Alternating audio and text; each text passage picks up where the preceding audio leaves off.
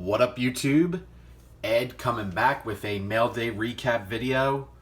I haven't said that for a little bit on the channel. I think my last video was back in early June.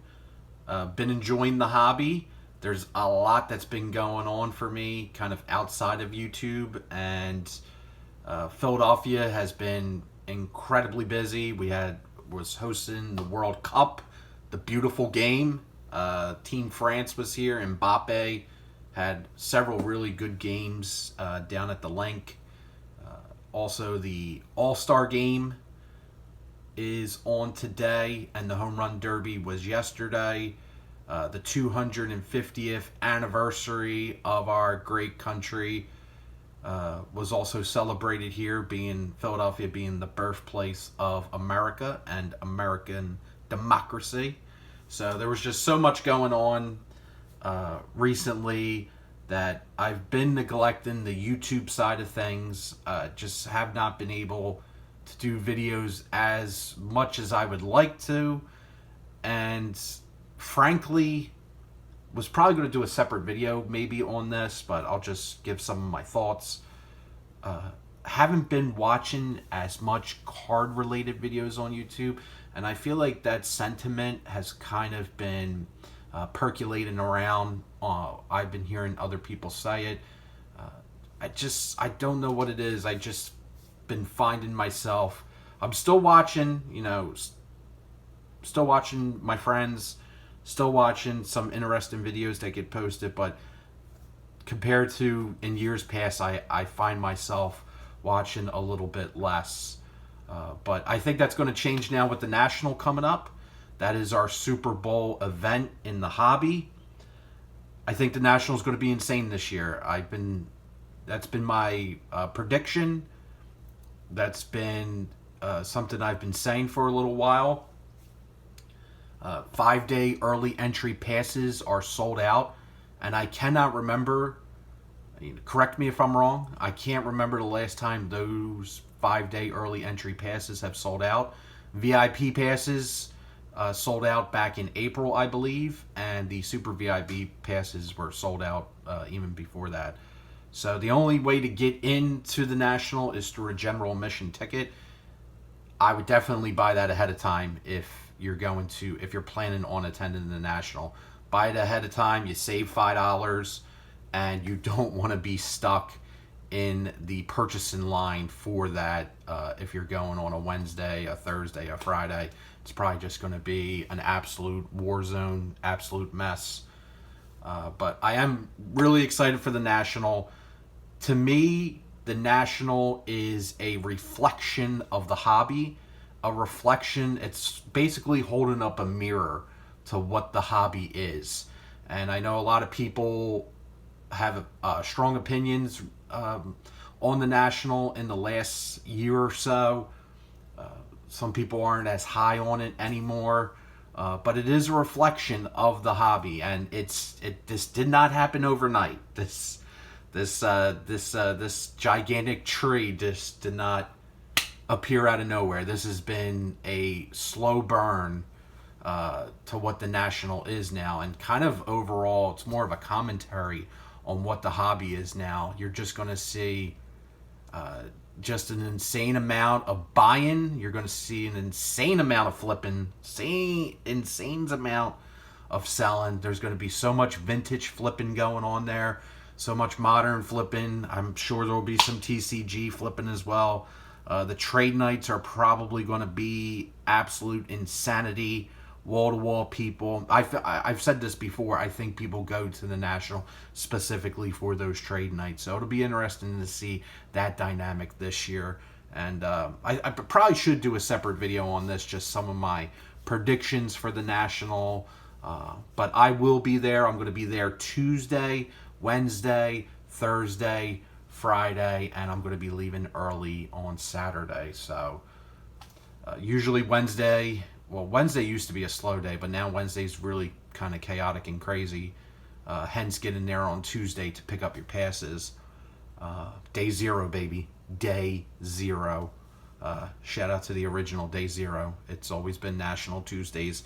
Shout out to those back pages. TBP, I hope I see you this year. But yeah, I'm very excited. Can't wait to meet y'all, hang out with meet new people, and hang out with a lot of my friends in the community. It's just a great vacation week. I think you can kind of hear the excitement in my voice, but I'm itching to get to there just to see the the madness of it all, but also enjoy it with my friends and have our comedy hour, basically, talking about all the zaniness that I'm sure will ensue on the National Showroom floor. But I did have some purchases here. I do have 2 cards here, and I haven't been buying much, honestly. I have not been buying much. Actually, yeah, I haven't been buying much. Pretty much all the budget went into this one particular card. But let me show the 2 cards off. They're both WNBA cards, so if you don't want to see that, skedaddle. But the first card here is a card that I wanted to add into my collection, was not able to purchase it when it went initially on sale on Panini's website because it sold out. It is a Panini Instant card, and major, big, huge shout out to Steve Purple GT 22.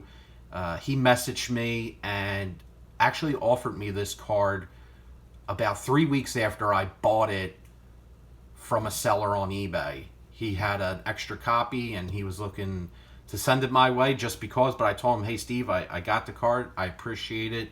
Thank you so much for even thinking about me. And this is the card.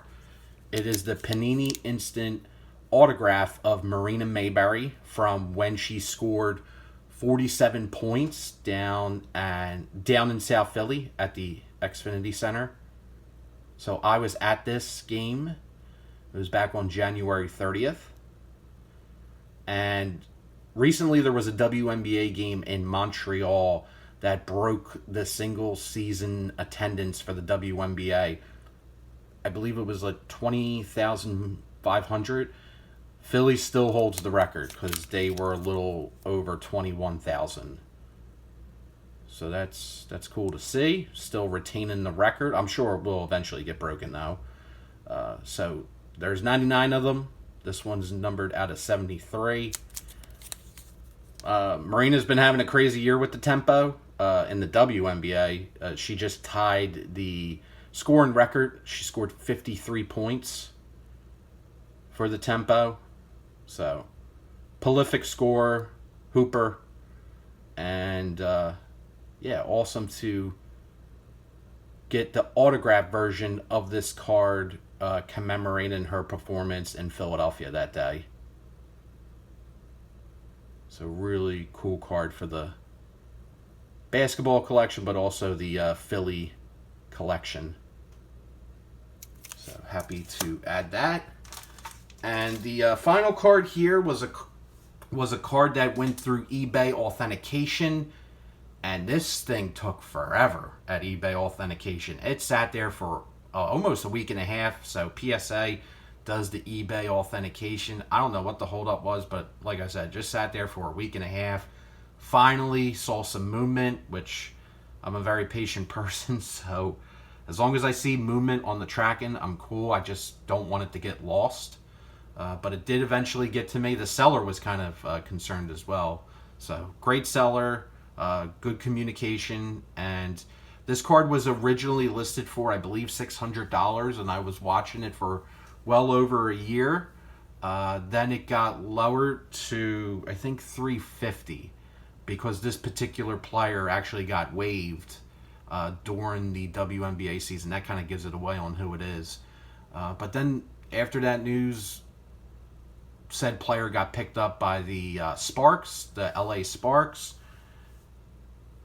on a developmental contract, and the price actually went down even lower. So the seller went from $600 to $350, and then I believe he went to $300. So I sent an offer for I think it was $240, and it was accepted with shipping and everything. It was a little over $250, so it was part of that eBay authentication, even though it was below the $250 mark. I think it was like grandfathered in But this is the card. It's a PSA Gem Mint 10 from 2024 Prism Draft Picks. This is the gold refractor of Kate Martin. So, love to add a gold refractor of Kate Martin into the collection. The number one thing I really like about this card is it's a color match, the gold of the Iowa Hawkeye colors.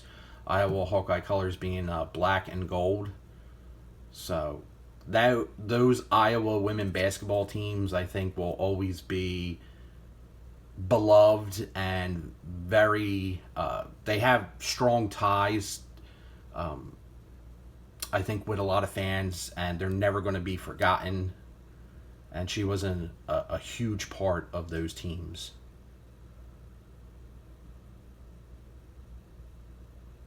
So really awesome card there. You see numbered out of 10.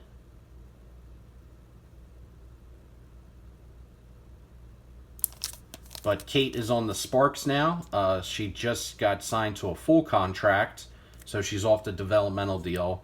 But she gets sporadic minutes here and there during games. I don't think she'll probably be on the Sparks next year. Maybe she might go somewhere else.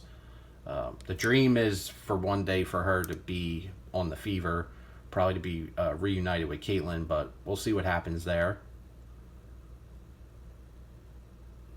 But just an awesome card.